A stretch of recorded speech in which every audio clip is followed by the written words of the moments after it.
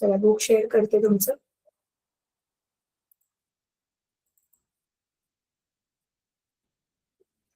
Sound चॅप्टरचे आज काही गणित सोडवूया आणि वेळ उरला जसं आपण ठरवलेला नेक्स्ट धडा चालू करू.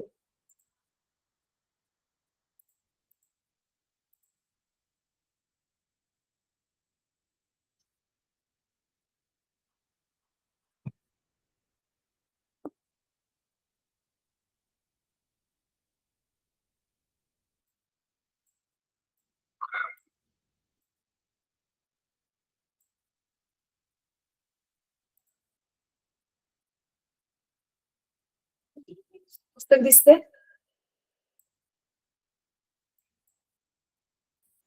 दिसतंय मॅम.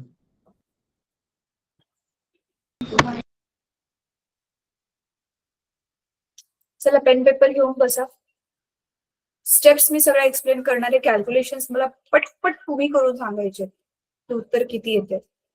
सिंपल जे आपले कॅल्क्युलेशन्स असते त्याच्यामध्ये मला कोणाकडून काही डिले नकोय, पटपट उत्तर होते.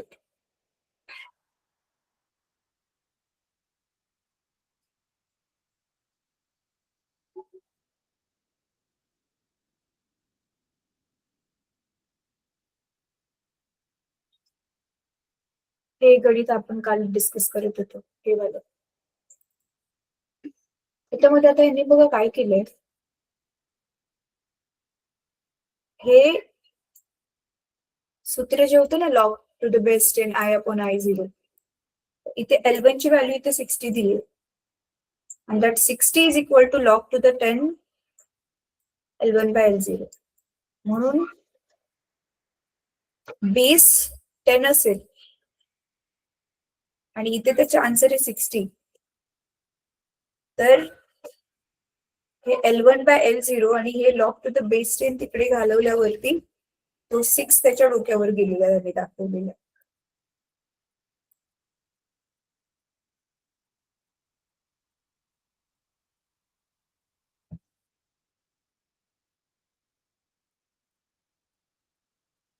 काय केलं एक्सप्लेन करते मी सांगतो तुम्हाला. ह्यालाच मी तिकडे घेते आणि हे गणित कसं सोडवलं ते तुम्हाला अनोटेट करून एक्सप्लेन करते मी सांगतो.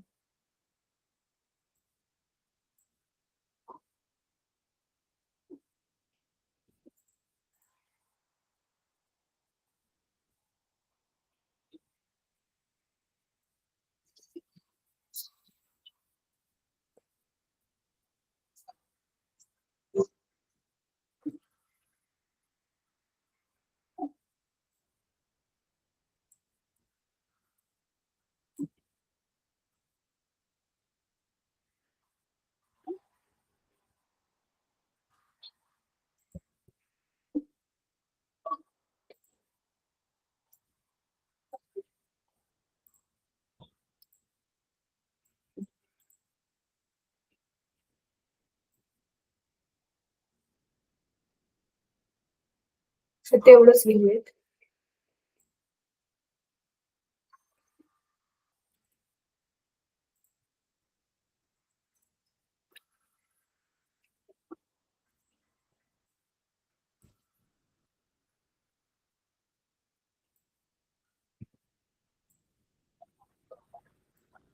हे बघा इथे घेतलं मी, थोडं मोठं तथ्य आलंय आणि आता याला मी तुम्हाला एक्सप्लेन करते. गणित आधी समजून घ्यायचं, जसं मी नेहमी सांगते पार्ट्स मध्ये का होईना तोडून तोडून आधी त्याला समजून घ्यायचं. बघा काय दिले, when heard independently two sound waves, म्हणजे समजा इथे एक रूम घेतला आपण आणि ह्या एक रूम घेतला आणि इथे ह्या दोन साऊंड वेव्सला आपण वेगवेगळं ऐकलंय. हे असं एकाची लाऊडनेस किती आहे 60 आहे इथे आणि इथे किती आहे 55 dB. आणि आता काय केलंय तुम्हाला माहितीये फेज काय असतं.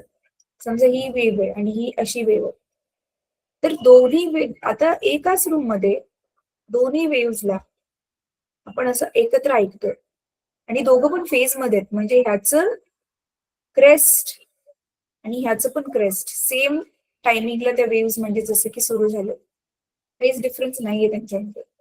तर मग how much will be the sensation be if these are sounded together perfectly in phase, एकमेकांशी बरोबर परफेक्ट त्या फेज मध्ये.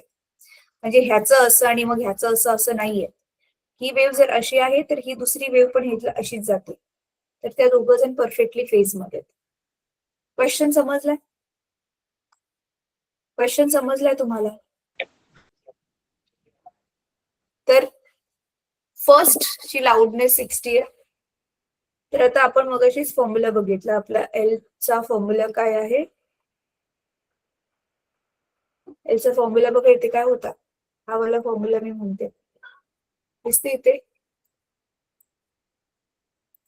खाली बघा. 10 log 10 आयओ बाय आयओ इथे केले, पण नंतर ते आय बाय आयओ झालं. सो फायनल फॉर्म्युला तुमचा इथे जो दिलाय तो फॉर्म्युला येणार बघा. 10 log I1 अपॉन आयओ. मग इथे एल फर्स्ट साऊंड साठी लाऊडनेस किती आहे? 60. आणि इथे हा खाली जो 10 आहे बघा वरती, म्हणजे तो इकडे आल्यावर काय बनेल? डिनॉमिनेटर मध्ये 10 आणि इथे log to the base 10 I1 by I0. Simple calculations येते गणिताचे.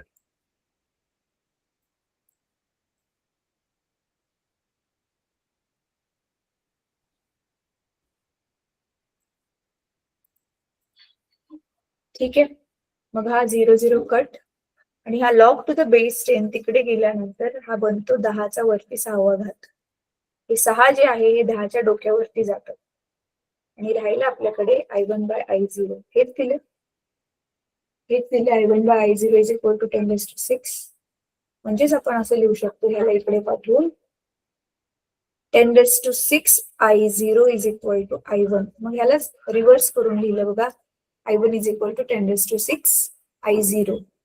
इथपर्यंत कळलं सगळ्यांना? इथपर्यंत समजलं? फक्त फॉर्म्युला लिहिला, त्याच्यामध्ये किमती टाकल्या आणि आपलं गणिताचे नॉर्मल नियम आहेत. एक बाजू दुसरीकडे गेल्यावर कसं ते मल्टिप्लाय असेल तर डिवाइड होते वगैरे, ते सगळे रूल्स यूज करून मग आपण ही रिलेशन आपल्याला मिळाली. Same way we can write for I2.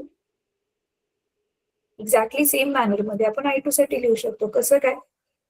55 is equal to 10 log to the base 10 I2 by I0. मग हे इकडे गेल्यावरती बघा डिवाइड बाय 5 तर हा 5.5 बनेल. बेस 10 म्हणजे हा 10चा पॉवर बनेल. इथे कसं हा 10चा पॉवर 6 बनला, मग हा 10चा पॉवर 5.5 बनेल आणि ते राईटला काय राहिलेलं I बाय I0, तसं आपल्याकडे राहील I2 बाय I0. आणि मग हे इकडे गेल्यावर आपल्याला रिलेशन काय मिळेल? 10 to the power 5.5 I0 is equal to I2. Same उलट करून लिहिलंय. I2 is equal to 10 to the power 5.5 into I0. ही इक्वेशन झाल्या दोन काढून. ही पहिली रिलेशन आली, ही दुसरी रिलेशन आली. इंटेन्सिटी मधला काय दोघांमध्ये रिलेशन आहे ते. आता as the waves combine perfectly in phase, the vector addition of their amplitudes will be given by. Addition vector जे अँप्लिट्यूड आहेत ना, स्वतःच्या मेन पोझिशन पासून किती व्हायब्रेट करतात, तर ते पण ऍड होणार, कारण ते एका फेज मध्ये. मग वेक्टर ऍडिशनचा नियम आपल्याला ऑलरेडीच माहिती आहे, आपण ऑलरेडी पहिल्या धड्यामध्ये केलेला आहे. तर रिझल्टंट जे त्यांचं अँप्लिट्यूड आहे, दोन्ही वेव्ह एकमेकांशी मिक्स झाल्यावर एकूण जे अँप्लिट्यूड निर्माण होणार आहे, हे पहिलीचा अँप्लिट्यूड दुसरीचा अँप्लिट्यूड यांच्या बेरजेचा वर्ग, समचा तो काय असेल? स्क्वेअर असेल. मग आपला हा normal formula a plus B square, तर तोच इथे वापरला. a1 square plus 2a1 a2 plus a2 square, तोच इथे जस्ट वापरला. As intensity is proportional to square of the amplitude. Intensity जर ही I असेल, इट इज प्रपोर्शनल टू अँप्लिट्यूडचा स्क्वेअर. जेवढं पण केवढं अँप्लिट्यूड असेल त्याचा तो स्क्वेअर. म्हणजे समजा आता इथे पहिलेच अँप्लिट्यूड छोटस होत, 2 होतं, 2चा स्क्वेअर इथे आला असता 4. आता समजा ते अँप्लिट्यूड जे आहे ते आपण सरळ 10 केलं. 10 केल्यावरती जो बदल होणार आहे तो पण असं काही पण नाही होणार. तो एका प्रपोर्शन मध्ये ना, तेवढ्याच प्रपोर्शनने तो वाढणार आहे किंवा कमी होणार असेल तर कमी होणार आहे. सो इथे मग काय येणार, I is directly proportional to amplitude square. So we can write the equation for this in terms of I1 and I2. Intensity is proportional to square root of the amplitude. Square of the amplitude. म्हणून इथे काय लिहिलं, आता overall एकच intensity, एकच ऊर्जा, ती कशी येणार, I is equal to, हे बघा, जस्ट पार्ट करून व्हॅल्यू सबस्टिट्यूट करायचे. So I1 plus I2 plus 2 under root of L1 L2. याच्यामध्ये किमती ठेवल्या, सगळ्यांच्या किमती आहे जवळजवळ आपल्याकडे, हे फक्त हे सोड. तर ह्यांच्या जर आपण किमती ठेवल्या तर मग एक आता फायनल आन्सर येईल. तर तेच आता बघूयात आपण काय आलंय यांचं आन्सर. बघा इथपर्यंत आपण केलं की यांनी किमती ठेवून दिल्या आणि आन्सर बघा खूप किचकट आले. एल ची व्हॅल्यू जी आहे तुम्ही बघता तर खूपच जास्त किचकट आले. तर किचकट का आले कोण सांगेल?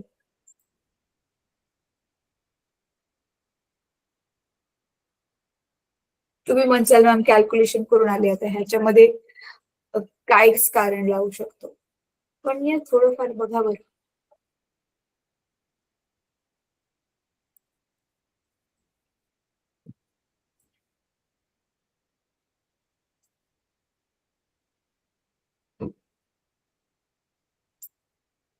कोणाला काहीच नाही बोलायचे. चला आता उरलेलं गणित मी परत माझ्या व्हाईट बोर्डवर लिहिते.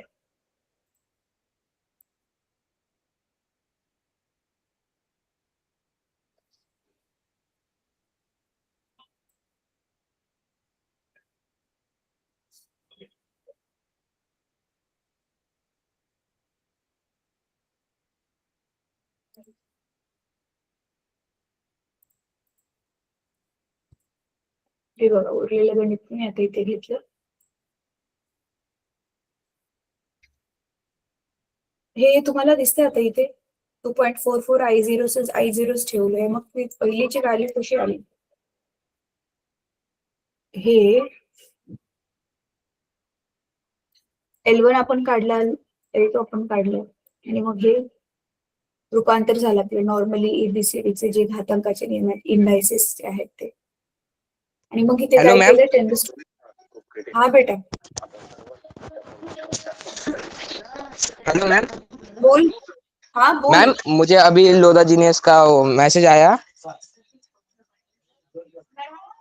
Hello class ma'am. के बाद उसकी बात करें, इस क्लास के बाद उसकी बात करें. Okay ma'am. हा तर मग इथे काय होणार मुलांना, व्हॅल्यूज ठेवायचे आपल्याला. बघा I1 काय आलं इथे ऑलरेडी,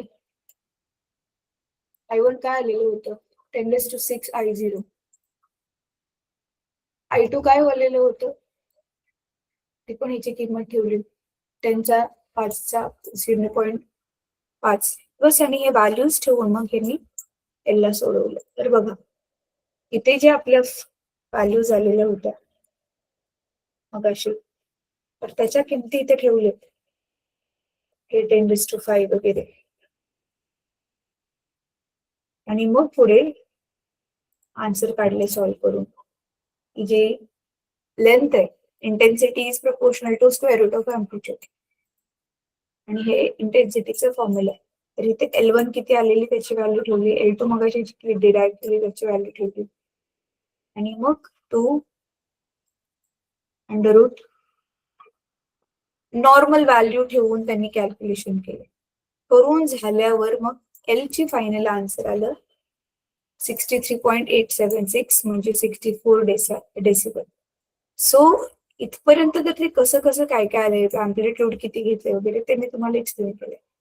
पुढचं जे आहे ना जस्ट नॉर्मल आपला इंडायसेसचा फॉर्म्युला घाताकाचे नियम आहेत ना, A plus B the whole bracket square, तसं असेल तर A square plus 2ab plus bc,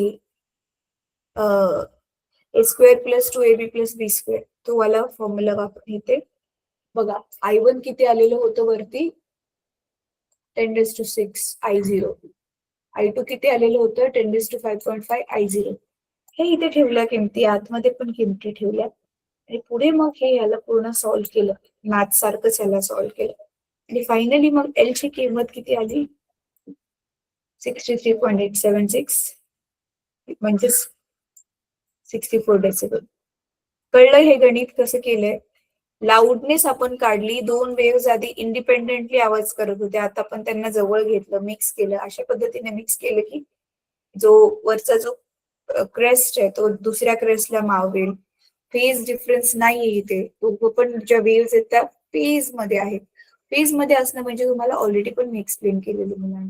समजा हा आपला दगड म्हणजे तलाव आहे, इथे तुम्ही पहिला दगड फेकला तर हे असे वेव्स समजा निर्माण झाले आणि आता दुसरा दगड तुम्ही टायमिंगला बरोबर असा फेकलाय की ह्याच्या पण वेव्स ह्याच्यावरच अशा ओव्हरलॅप व्हायला लागल्या, तर ह्याला आपण म्हणतो की हे दोघं जण इन फेज आहेत. आता दुसरी गोष्ट, समजा हा आपला तलाव आहे आणि इथून पण वेव्स निघतात आहेत, पण समजा अजून एक दगड फेकला, दोन वेव्स एकत्र करतोय ना आपण, दोन्ही वेव दगड एकत्र ठेवले, तर हे दोन्ही वेव्स मधून ज्या अशा वेव्स निघाल्या, दोन्ही दगड फेकल्यामुळे ज्या वेव्स निघाल्या ह्याच्यावरतीच समजा ही दुसरी वेव्ह पण ओव्हरलॅप होते, तर ह्याला आपण म्हणतो ह्या ज्या वेव्स आहेत ह्या इन फेज आहेत आणि ह्याचं जसं होत नाही त्याला काय म्हणतो, फेजच्या आतमध्ये ते सिंकिंग नाही झालं. So this question is done. आता डॉपलर इफेक्टचा एखादा जो आहे तो क्वेश्चन करूयात आपण. डॉपलर इफेक्ट काल एवढं समजून घेतला, एक्झामच्या दृष्टिकोनातून खूप महत्वाचं, म्हणजे माझ्या कॉलेजमध्ये जरी याच्यावर आधारित क्वेश्चन्स यायचे तर काय करायचं, आधी डॉपलर इफेक्ट चांगलं स्टडी करून घ्यायचं, समजून घ्यायचं आणि मग गणित सोडवण्याकडे जायचं. नाहीतर उलट होतं, गणित सोडवायला बसून थिअरी काय माहितीच नाही, नंतर कळते की आपण जस्ट थोडासा रट्टा मारायला शिकलो. ते अजिबात नाही करायचंय. मी आता एवढी मोठी असून पण मला रट्टा नाही मारता येत. आय डोंट नो व्हाय, मला आवडत पण नाही आणि त्याच्यामुळे मला कदाचित येत पण नाही. बघा आता हे आपण बघितलं,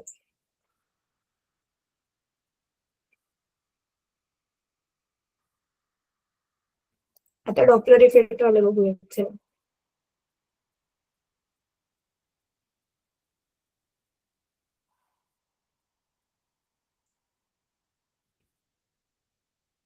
कोणतं गणित सोडवायचं ते सांगा, हे सोडवूयात का डॉपलर इफेक्टचं रॉकेट वालं?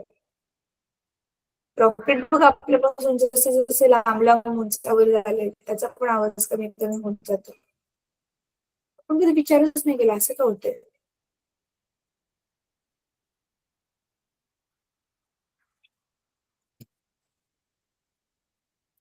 की तुम्हा सगळ्यांना ब्रेक पाहिजे का? एवढं शांत का बसलाय? झोप आली का सगळ्यांना?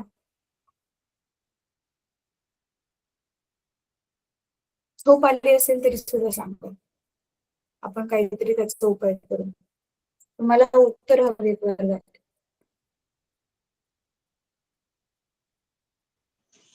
नाही मॅम, झोपणे आली.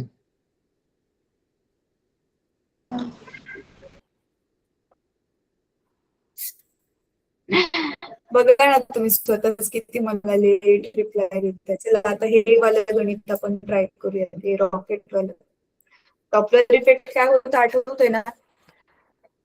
ऑब्जेक्ट स्टेशनरी आहे, साऊंडचा सोर्स तुमच्याकडे येतोय, परत तुम्ही स्टेशनरी आहात, म्हणजे सोर्स स्टेशनरी आहे, तुम्ही साऊंडच्या सोर्स कडे चाललाय किंवा लांब चाललाय, आणि तिसऱ्या केसमध्ये दोघं पण एकमेकांकडे येतात किंवा दोघं पण एकमेकांपेक्षा लांब जातात. तर हे आपण बघितले केसेस. तर आता चला हे वाला गणित सोडूयात आपण, इझीच दिसते खूप.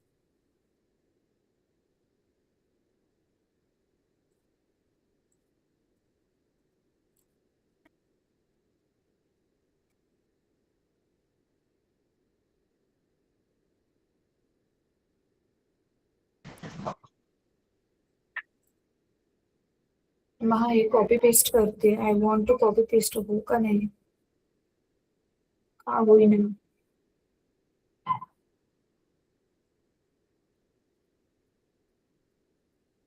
हम्म.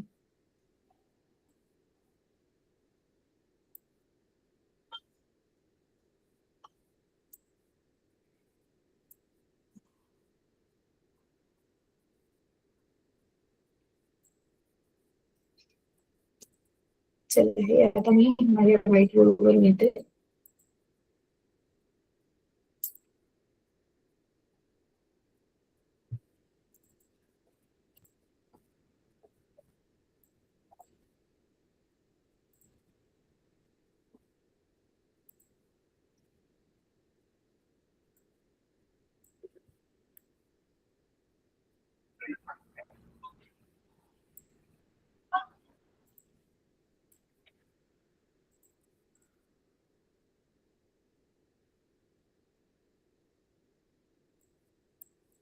नाही झालं कॉपी.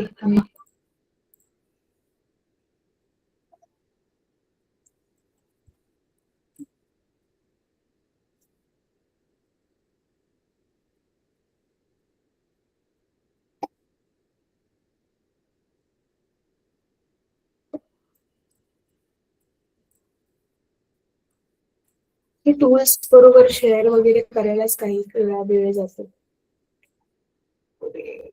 चला तोपर्यंत ना क्वेश्चन वाचा आणि मला क्वेश्चनचा अर्थ कोणीतरी सांगा. कोण सांगेल क्वेश्चनचा मिनिंग काय आहे?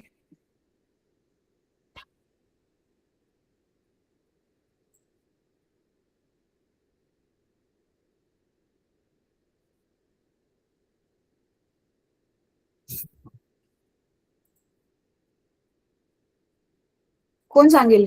आपलं क्वेश्चन जो दिसते तुम्हाला एक्झाम्पल 8.6 वाचा आणि त्याचं मिनिंग कोण सांगेल मला? फक्त मिनिंग सांगायचं, सोडवायचं नाही.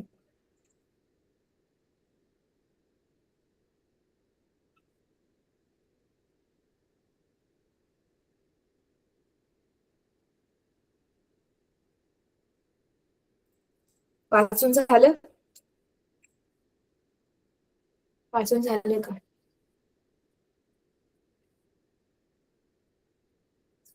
वंडर आहे. थांबा, एक आयडिया करूया. होतच नाहीये. हा सांग बेटा, मिनिंग सांगत.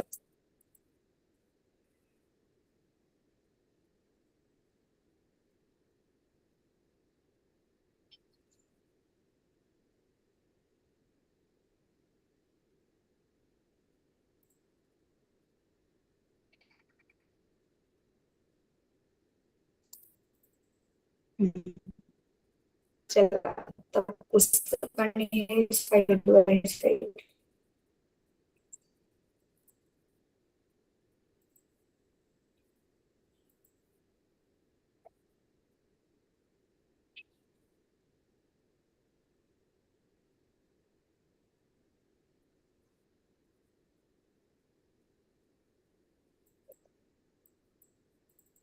कोण सांगेल क्वेश्चनचा मिनिंग? क्वेश्चन तर वाचला ना तुम्ही.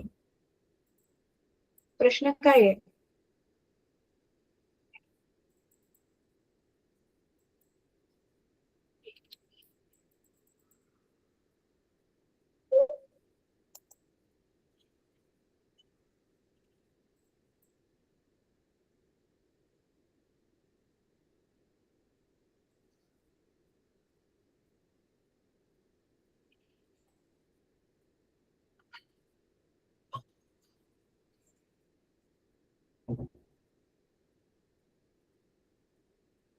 मॅम मी सांगू का?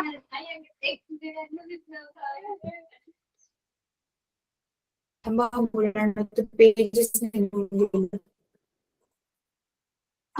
Quantization of charge. साऊंड दिसते मला.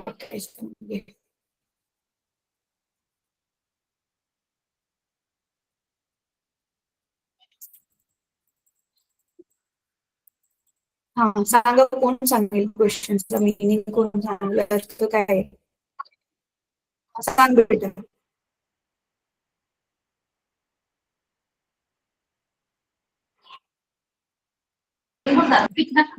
जेव्हा रॉकेट किंवा सांग काय क्वेश्चन जेव्हा रॉकेट एकमेकांकडे येतात किंवा दूर जातात तेव्हा प्रोसेस बदलते.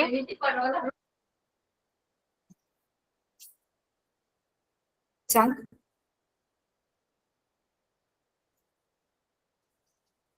सांग, मी परमिशन दिले तुला, बोल बेटा. ओ मॅडम सांगितलं तुम्हाला आवाज नव्हता आला का? मी सांगितलं होतं.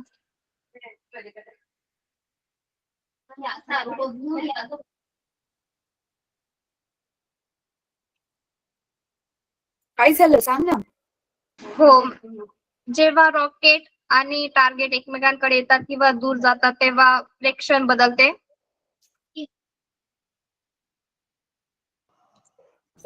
मी सांगू. मॅम मी 2 वेळा सांगितलंय, माझा आवाज तुमच्यापर्यंत येत नाही का? हा,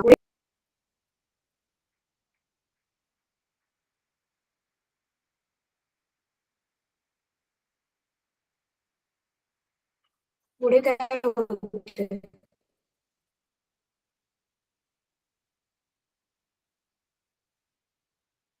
आत्ता आला तुझा आवाज बेटा. रॉकेट एकमेकांकडे जातात तर बघा, rocket is moving at the speed of madam मी 2 220 वेळा metre per second towards a stationary target.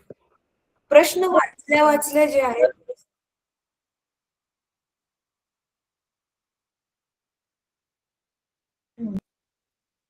हा ठीक आहे. हा सांग बेटा.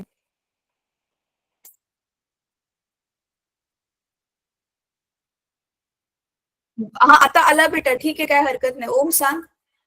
Rocket is moving at a speed of 220 meter towards a stationary target. हा ठीक आहे ओम सांग. मॅम, जे रॉकेट आहे ना ते 220 मीटर पर सेकंडच्या स्पीडने उडतंय. हा, ते असं इथे टार्गेट आहे. इकडे ठीक आहे, हे हा टार्गेट एका घेऊया. स्टेशनरी उडते आणि आणि हा इट्स ओके बेटा, काही हरकत नाही. आवाज नाही आला तर समजा हे असं रॉकेट चाललंय इकडे ह्याच्याकडे आणि ह्याची स्पीड किती आहे? 220. ठीक आहे. It emits a wave of frequency 1200 hertz. Frequency म्हणजे आपल्याला काय दिलेलं आहे? एन दिलंय. एन फॉर फ्रिक्वेन्सी ना. फ्रिक्वेन्सी किती दिले? 1200 hertz.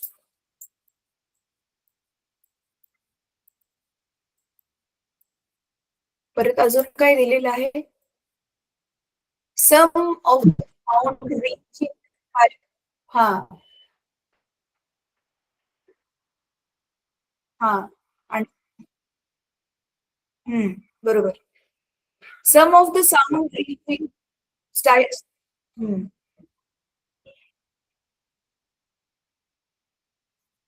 Some of the sound reaching the target gets reflected back to the rocket as an echo. प्रतिध्वनी. त्याच्याकडे जो साऊंड चाललाय तो रिफ्लेक्ट झाला परत एकदा रॉकेटकडे माघारी एकोच्या फॉर्म मध्ये. तर calculate frequency of sound detected by the target. रॉकेटने साऊंडने एवढी इमिट केली पण ती पोहोचेपर्यंत इथे इथे जो डिटेक्टर आहे त्याने किती डिटेक्ट केले? म्हणजे 1200 फ्रिक्वेन्सी गेलीये पण त्याच्यापर्यंत नक्की किती पोहोचलीये? हे पहिल्यांदा काढायचं. आणि दुसरं काय काढायचंय? The frequency of echo detected by rocket. म्हणजे महागारी जाऊन आदळून परत आल्यावर रॉकेटने एकोची फ्रिक्वेन्सी किती डिटेक्ट केली ते काढायचे आहे आपल्याला. म्हणजे दोघांची पण द अपॅरंट चेंज इन फ्रिक्वेन्सी जो झालेला आहे तोच काढायचा आहे जो काल आपण डॉपलर इफेक्ट मध्ये शिकलेलो होतो. आणि आता काय दिलेली? वेलॉसिटी ऑफ साऊंड दिलेले 330 मीटर पर सेकंड. तर आता सिंपल आहे बघा. आपल्या सोर्स साठी आपण काय लिहिलेलं होतं काल? हे गणित मी इथे घेते.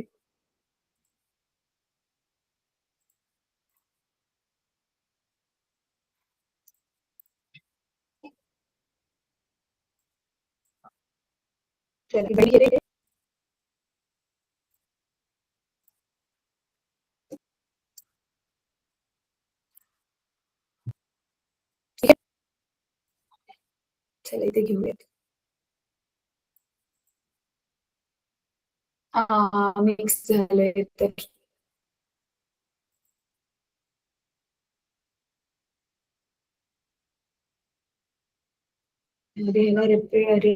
इरेज करते.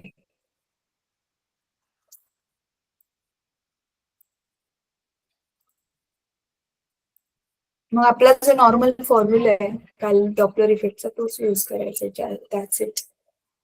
ठीक आहे, चला हे गणित घेतलं. आता काय दिलेलं आहे? सोर्स कुठला आहे आपला आता? Towards stationery target.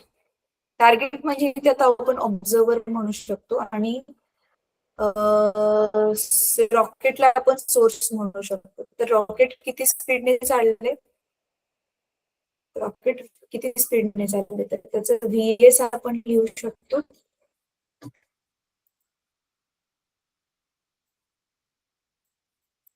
व्हीएस लिहू शकतो 220.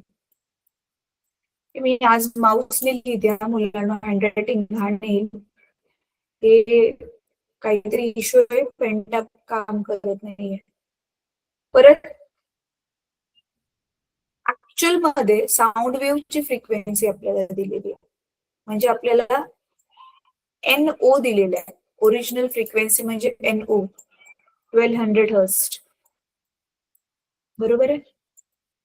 अजून काय दिलेलं आहे? साऊंडची वेलॉसिटी दिली आहे, म्हणजे ओरिजिनल वेलॉसिटी VO दिलेली आहे 330.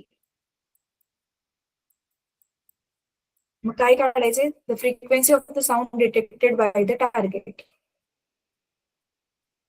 आणि फ्रिक्वेन्सी म्हणजे आपल्याला तेच अपॅरंट चेंज इन फ्रिक्वेन्सी काढायचे. आणि दुसऱ्यांदा ते जाऊन ज्यावेळी माघारी आलं त्याची पण फ्रिक्वेन्सी काढायची. तर आता आपलं बघा हे नॉर्मली जे सूत्र होतं मुलांना,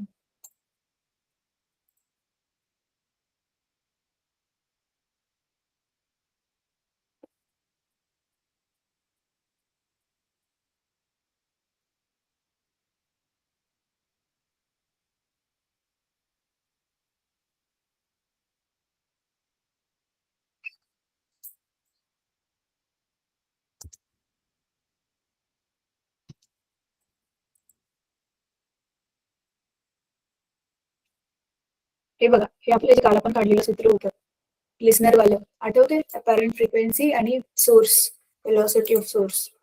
तर सेम त्याच्यात किमती ठेवल्या बघा, आली फ्रिक्वेन्सी.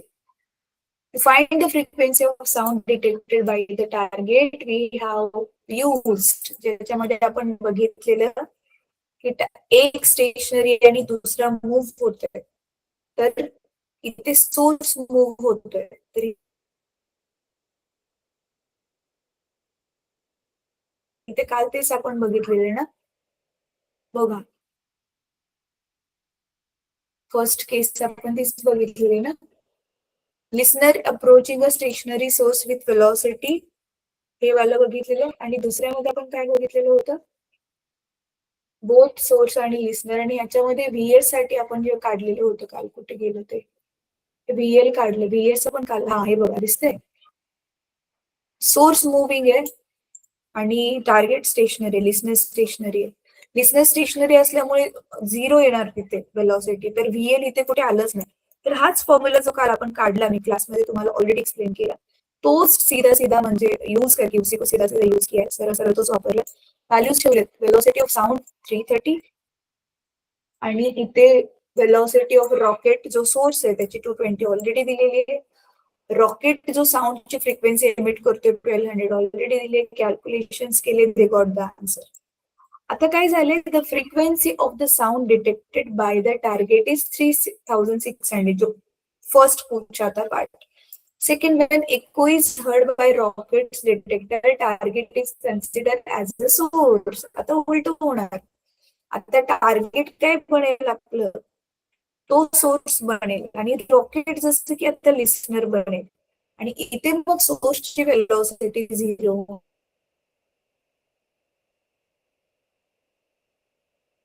होणार आहे. मग आता रॉकेट लिस्नर बनते, डिटेक्ट करते, म्हणजे जसे की ते लिस्नर बनते. तर आता आपण मग काय घेणार? कोणता वाला फॉर्म्युला घेणार? बघा आता ही जी रॉकेटने आता जी फ्रिक्वेन्सी डिटेक्ट केलेली तीच आता ओरिजिनल फ्रिक्वेन्सी बनली इकडे माघारी एकू येताना. म्हणजे कळतंय इथून तिथपर्यंत जे पोहोचलं तर ते त्याचं स्वतःचं ते ओरिजिनल फ्रिक्वेन्सी बनली जे आपण कॅल्क्युलेट केली. Now this will become MCQ बनले. मग रिअल बघा फॉर्म्युला यूज करून अगेन सेम बघा हे येते आणि रिअल ऑलरेडी रॉकेट मोशन मध्ये त्याची वेलोसिटी किती दिलेली 220 होतीच.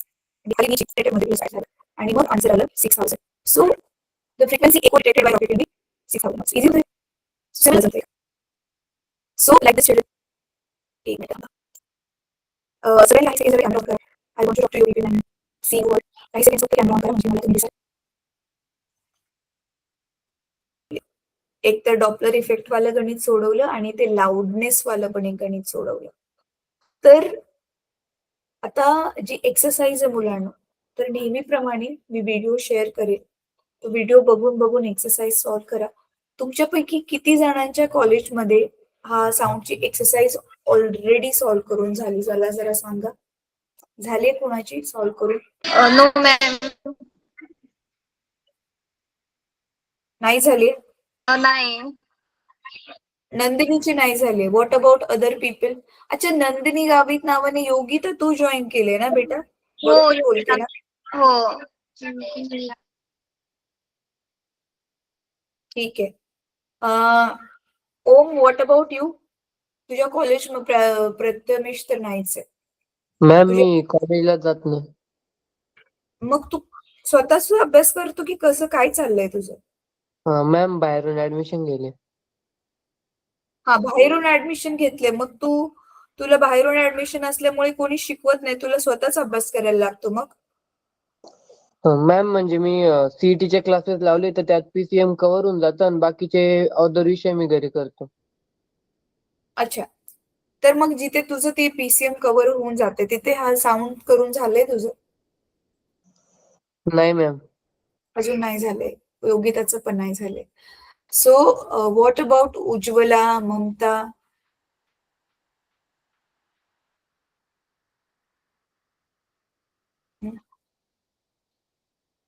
उज्ज्वला नाही मॅम नाही झालं. नाही झालंय. ममता व्हॉट अबाउट यू बेटा?